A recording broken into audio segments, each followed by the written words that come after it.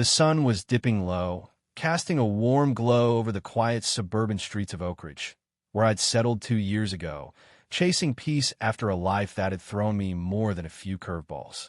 My name's Jack Turner, a former Marine with 12 years under my belt, including 3 deployments that left scars some you can see, some you can't. My last tour ended with an IED blast that mangled my spine. I'm luckier than some of my brothers. I can hobble short distances with a cane, but anything more, and I'm in my wheelchair. Coming home was a rough adjustment, but I'd carved out a life, leaning hard into independence. Oak Ridge seemed like the perfect Spoda-cozy neighborhood, with a community pool that promised easy gatherings without the hassle of my own backyard. The house I bought checked every box, and the Homeowners Association, or HOA, didn't seem like the nightmare I'd heard about elsewhere. The neighbors were friendly enough, and the board even greenlit a few accessibility tweaks to my home's exterior. I pitched in where I could, helping with the newsletter or small chores that didn't tax my body. What I didn't tell a soul was that I owned the pool property. My mom's cousin, the neighborhood's original developer, had set it up as a separate parcel for tax reasons. When he passed 5 years back, it landed in my lap through family dealings. I bought my house here because of that pool, but I kept my ownership hush-hush. The HOA had been managing it for years under a solid agreement, maintaining it well and ensuring everyone had equal access. That was all I wanted, no special treatment. Only my lawyer and the old HOA president, who'd since moved away, knew the truth. Things hummed along fine until 6 months ago when the HOA got a new president, Karen Mitchell, and her sidekick, Tom Reed. They stormed in like they owned the place, slapping violation notices on everything from grass length to trash can placement. I stayed off their radar, sticking to the rules like the disciplined Marine I was. Then, 2 months back, I decided to throw a low-key birthday bash at the pool 15 friends and family, including some fellow vets, nothing wild. I dotted every I and crossed every T, submitted the request forms 3 weeks early, paid the fee, and got written approval from the active VY Ties Committee. Easy, right? Wrong. 2 days before the party, an email from Karen landed in my inbox, dripping with vague nonsense about appropriate pool usage and questioning whether someone in my condition should be hosting events that might burden the facilities. My condition? That was the first time anyone here had thrown my disability in my face. I was floored. I called Karen to sort it out, but she fed me a line about insurance liabilities and how the board was reconsidering private pool events. When I pointed out 3 other parties that happened that month, she mumbled about different circumstances and promised to get back to me. She didn't. The day before the party, a notice was taped to my door. My approval was revoked for improper use by non-qualified residents. I was leave VYD, but kept my cool, trying to handle it through proper channels. Karen dodged my calls. On the day of the party, I rolled up to the pool with a few early guests to set up, only to find the entrance locked with a new keypad code. As we stood there, confused, Karen and Tom swooped in. Karen had the gall to say the board was concerned about my type of gathering, and that the pool wasn't designed for people like me hosting events. Tom piled on, claiming my presence with a big group was an insurance risk, and that I should know my place.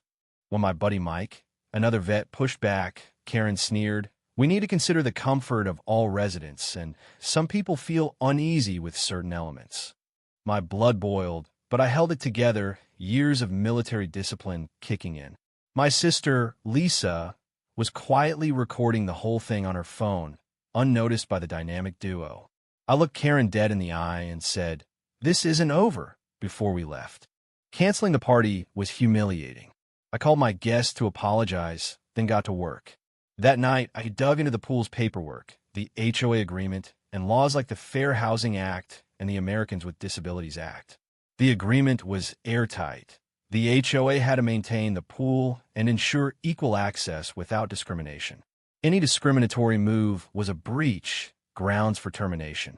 I called my friend Sarah, a real estate attorney, who confirmed the HOA was not only VY-OLATing our deal, but potentially breaking federal and state laws. We drafted a letter spelling out their violations, backed by Lisa's recording, emails, the notice, and witness statements. The letter ended with a bombshell. I own the pool, and I'd terminate their management rights unless they met my demands. A week later, I requested an emergency HOA meeting. I wheeled into the community center, facing 30 residents and the 7-member board. Karen looked annoyed until I took the floor. I laid out the discrimination, calm and professional, then dropped the deed and agreement pro-VYing I own the pool. Gasps rippled through the room. I demanded a public apology, Karen and Tom's removal, disability-sensitive VY tie training, and a DULA $5,000 donation to a veterans rehab charity. Karen's smug face collapsed. Tom stammered that it couldn't be legal. The crowd buzzed as residents processed the truth. I gave him 48 hours to respond and left, head high. That night, a board member called for a private meeting. The next morning, he and the HOA's lawyer showed up at my house. The lawyer admitted my claims were legit and urged the board to comply. They'd uncovered other cases of Karen and Tom bullying residents, though none as blatant as mine. Karen and Tom refused to resign, rallying a few supporters and threatening a lawsuit. 2 days later, another meeting drew half the neighborhood. The HOA lawyer laid out my ownership and the violations. The board, minus Karen and Tom, voted to meet my demands.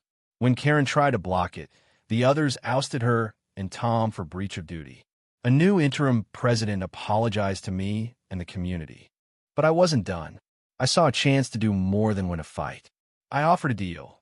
I'd let the HOA keep managing the pool under a new agreement if they made it fully accessible, started an annual veterans event, and had Karen and Tom do 100 hours of community care VYC at the VA hospital where I got treatment. The community rallied behind me.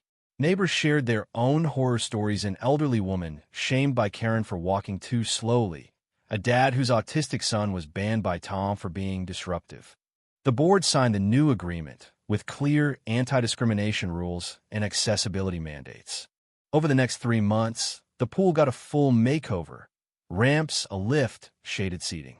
Residents I barely knew reached out with support. People with disabilities who'd felt sidelined started joining events. When the pool reopened, we held the first Veterans Appreciation Day, raising overdue law $10,000. I shared my story of SARE VYC and recovery, connecting with neighbors in a way I hadn't before. Karen and Tom, after their VA SARE VYC, came to me at the event. Tom, choking up, admitted his brother was a wounded vet, and the hospital work had forced him to face his own baggage. They apologized, and I accepted not for them, but for me. 4 months late, I finally had my pool party. 50 neighbors showed up, and the new lift let an elderly resident swim for the first time in years. Her smile made every second of the fight worth it. Now, the HOA consults me on accessibility, tapping my military experience in facility management. We're working on the playground and community center next. Looking back, I'm almost glad it happened. What started as ugly discrimination sparked a stronger, more inclusive community. I found purpose I hadn't felt since the Marines.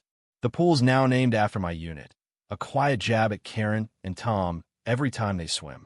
If you're dealing with an HOA or discrimination, here's my ad VYC. Know your rights, document everything, and don't back down. The best revenge isn't settling scores, it's making things better for everyone. So what do you think? Was I too harsh on Karen and Tom, or did they get what they deserved?